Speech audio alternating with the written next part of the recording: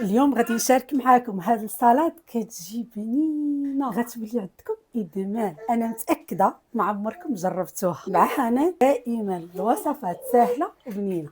اول حاجه غادي ناخذ البطاطا مقطعه على هذا الشكل ونزيدوا عليها البروكلي ونخويو عليهم الماء الطيب ونخليوهم يتسلقوا مزيان. نديروا شويه الملحه باش يجيونا بنان. بعد ما كيتسلقوا كنصفيوهم وكنديروهم مباشره في المول اللي غنخلطوهم فيه. نعصروا نص حامضه، ديروا شويه المايونيز ما تكثروش باش ما يقهمكمش، ديروا معلقه ديال الجبن الكريمي، ثومه صغيره نحكوها، شويه الملحه، شويه البزار، معلقه ديال الكمون، ديروا زيت الزيتون صافي. وهنا غادي نمعكوهم مزيان على هذا الشكل. عرفتوا منين غتجربوا هاد لي سالاد ما غتبقاوش تستغناو عليها، راه ما كتشبعوش من الماكله ديالها، ما كتقدروش تحبسوا. وإلا وصلتوا حتى لهنا ما تنساوش ديروا لايك للفيديو وتسجلوا عندكم الوصفه غادي تحتاجوها مع العيد قرب. شوفوا لي لي سالاد غادي ندوق معاكم. بسم الله. واحد المذاق خطير، جربوها باش تعرفوني علاش كنهضر.